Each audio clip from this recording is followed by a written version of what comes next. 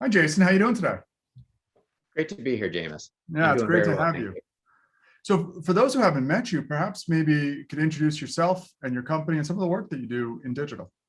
Certainly, I run a team called Myplanet, about 150 team members, serving some of the most complex commerce and brand use cases. We specialize only in headless commerce. That's all we do. Hmm.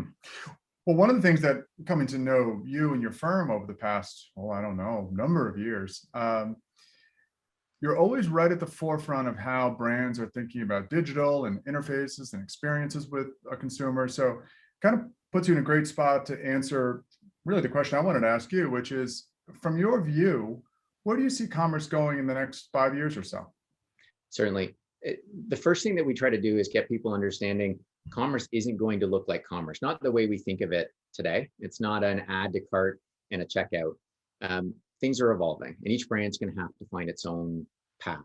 So I think more towards microtransactions on an Apple Watch. I think of traditionally branded manufacturers rolling out D2C experiences with storefronts. Think of subscription services, and so there's so many paths that a brand can go down. And you know what, we chose headless commerce really because we believe it prepares brands for what's to come, even if they can't fully see the end game yet. Mhm.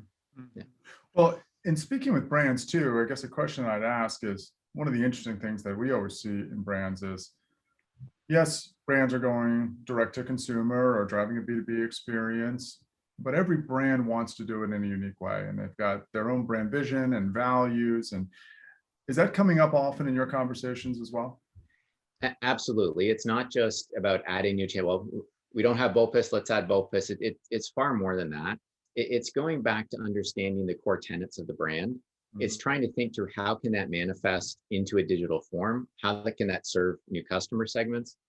And one of the things we find, everybody likes to, as humans, we like one right answer. We search Mhm. for that.